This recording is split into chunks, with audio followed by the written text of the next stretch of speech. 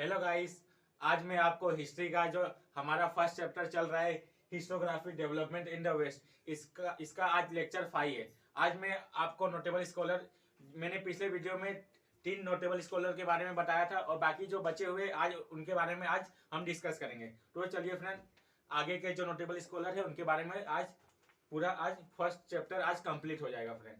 तो फ्रेंड, आप अभी फोर्थ जो हमारे नोटेबल स्कॉलर थे, मतलब जो हमारे हिस्टोरिकल थे, उनका नाम था लियोपोल्ड वोन रेंके। इनका जन्म 1795 में हुआ था एंड इनका जो डेथ हुआ, इनका जो निधन है वो हुआ था 1886 में। Histography of the 19th century was greatly influenced by the thought of Leopold von Ranke of Berlin university. 19th century, जब 19th सेंचुरी का जब मतलब शुरुआत हुआ, तब जो हमारे जो मतलब उनका नाम था, मतलब जो हिस्टोरिकल थे लियोपोल्ड वोन रेंके, उन्होंने मतलब ना हिस्टोग्राफी पे बहुत काम किया है। वो उन और जो लियोपोल्ड वोन रेंके थे, उन मतलब वो कहाँ से पढ़ाई किए थे, उनका किए थे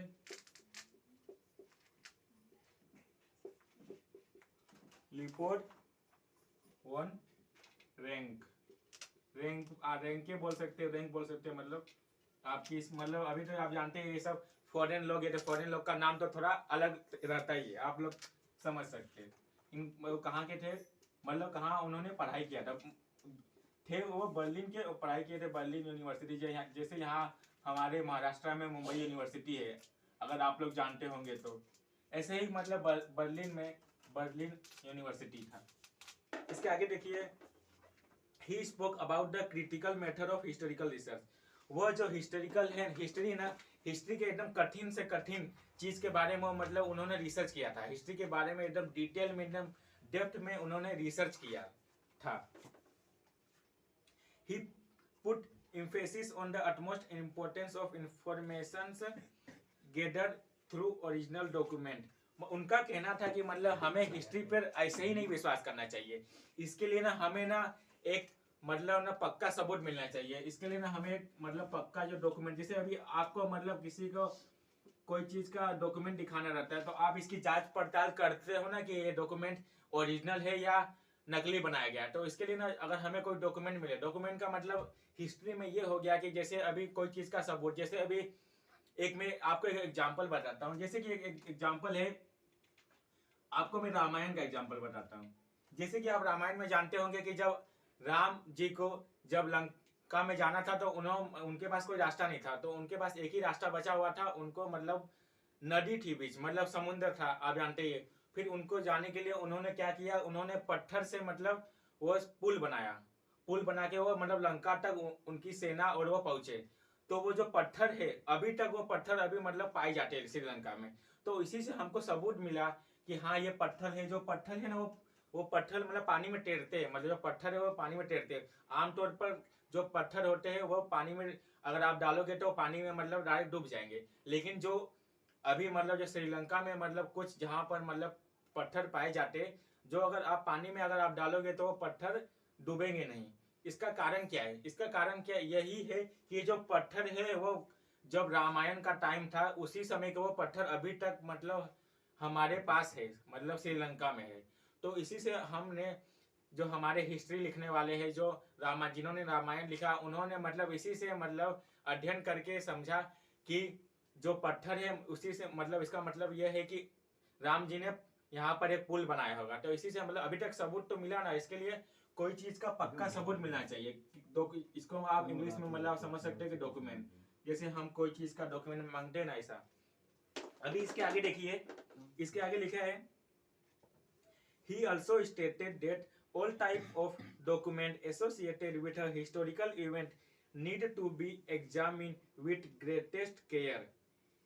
इनका कहना था कि मतलब आपको ना कोई भी अगर डॉक्यूमेंट मिले तो डॉक्यूमेंट ओरिजिनल है, इस पर एकदम मतलब एकदम अच्छे से इनके बारे में एकदम अच्छे से एकदम जांच पड़ताल करना चाहिए। मतलब नहीं, ऐसा नहीं कि मतलब एक बार आपने इसको मिल गया तो आप इस पर विश्वास करना, ऐसा नहीं कर सकते।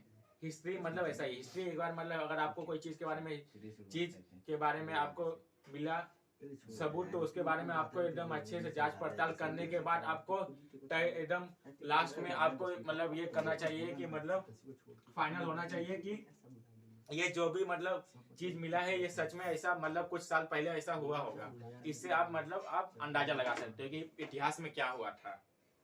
इसके आगे ही believe date with this method it was possible to reach the historical truth. He criticized imaginative narrations of history.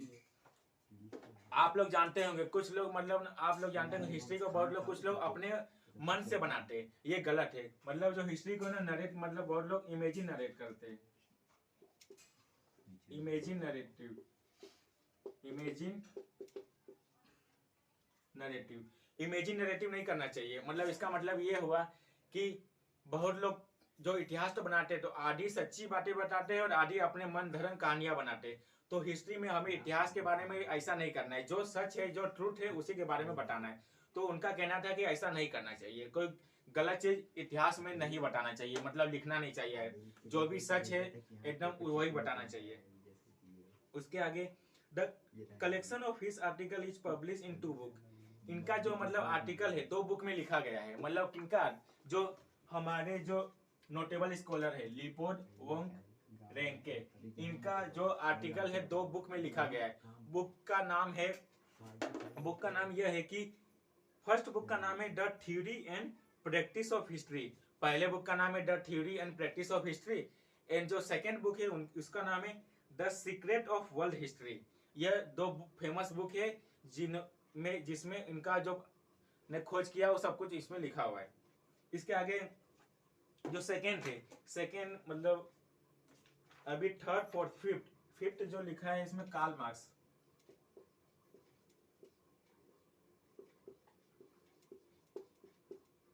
Karl Marx का नाम बहुत फेमस है। इसके बारे में आपके लिए आपको बोर्ड एग्जाम में कभी कभी क्वेश्चन भी पूछता है, इसके लिए यह आपके बोर्ड एग्जाम के लिए आईएमपी है, तो इसको आप अच्छे से मतलब पढ़ लीजिएगा। Sorry friend. In the latter half of the 19th century a new school of thought arose नहीं, पहले मैं इसके इंट्रोडक्शन तो बताने बाकी रह गया, बता देता हूँ आपको। कार्ल मार्क्स का जन्म 1818 में हुआ था और इनका जो निधन है 1883 में हुआ था। In the later half of the 19th century, a new school of thought arose, keeping in view the new thesis formulated by Karl Marx. Karl Marx ने एक स्कूल मतलब चालू किया था हिस्टोग्राफी के बारे में बताने के लिए। According to Karl Marx, history was not about abstract idea. इनका मतलब है कि हिस्ट्री कोई एक आइडिया नहीं है, मतलब किसी के मन में कुछ विचार आया वो हिस्ट्री नहीं बन गया, ऐसा हिस्ट्री नहीं होता। उसके आगे देखिए, it was about living people. History एक मतलब हिस्ट्री क्या बताता है, इतिहास हमें क्या बताता है? इतिहास हमें यह बताता है कि मतलब पहले क्या इंसानों के बारे में बताता है। मतलब हम कुछ जब इतिहास में पढ़ते हैं किसके बारे में पढ़ते हैं? हमें इंसान के बारे में पढ़ते हैं कि पहले मतलब हमारे देश, अभी जैसे हम अपने देश का इतिहास पढ़ते हैं तो हम पढ़ते हैं ना कि पहले हमारे देश में पहले हमारे देश में मुगल राज करते थे, मुगल के बाद अंग्रेज आए, अंग्रेज मतलब फिर अंग्रेज फिर हमारे देश से 1947 में चले गए, तो फिर हमारे देश में गवर्नमेंट का मतलब रूल चलने लगा। तो ये सब हिस्ट्री हमें कैसे मालूम पड़ा कि हमारे देश में पहले मुगल आए थे, पहले बाबर आया, हुमायूं, मतलब ये सब कैसे आया, अकबर कैसे आए, मतलब कैसे मालूम पड़ा? हमें सब इसके सबूत मिले तभी हमको मालूम पड़ा कि हाँ इस क्रोनोलॉजी में ऐसा हुआ है, मतलब ये सब टाइम पीरियड में ऐसा हुआ है। एक इसका टाइम पीरियड चलता है, मतलब ऐसा नहीं कि मतलब हम जो हिस्ट्री पढ़ते हैं तो एक टाइम से पढ़ते हैं। मतलब हम जैसे अभी 16th सेंचुरी का पढ़े, फिर 17 का पढ़ेंगे, फिर 18 का, फिर 19 का, फिर 20 का, मतलब हम एक मतलब लाइन से पढ़ते हैं हिस्ट्री को। उसके आगे human relationship are shaped by the fundamental need of people and the ownership as well as nature of prevalent means of production to meet the needs. इसका मतलब यही होगा कि हिस्ट्री हमें इंसान के रिलेशनशिप, इंसान के संबंध के बारे में बताता है। अभी आप जैसे आप समझ लीजिए, एक एग्जांपल मैं आपको बताता हूँ शिवाजी का और औरंगजेब का। औरंगजेब का और शिवाजी का रिलेशनशिप बताता है कि क्या था। मतलब आपको मालूम ही है कि औरंगजेब चाहता था कि मैं शिवाजी को मार दूं, उनका मृत्यु कर दूं। उसने एक बार कोशिश भी किया था लेकिन वो बच गए थे। तो वही मतलब इंसान का रिलेशनशिप बताता है कि मतलब वो रिलेशनशिप अच्छा था या बुरा था। The Accessibility of this means to different strata of the society may not be equal. This inequality causes a classes leading to class struggle. इसका मतलब ये हुआ कि पहले के टाइम पर जो अपर क्लास था और लोअर क्लास था उसके बीच में बहुत बड़ा डिफरेंस था। जो अपर क्लास थे और लोअर क्लास का उतना सम्मान नहीं करता था, लेकिन धीरे धीरे हिस्ट्री बदलते गया और अपर क्लास जो है वो लोअर क्लास का सम्मान करने लगा। फिर आगे लिखा है according to Marx human history is the history of class struggle as the class that on the means of production economically exploit the rest of classes.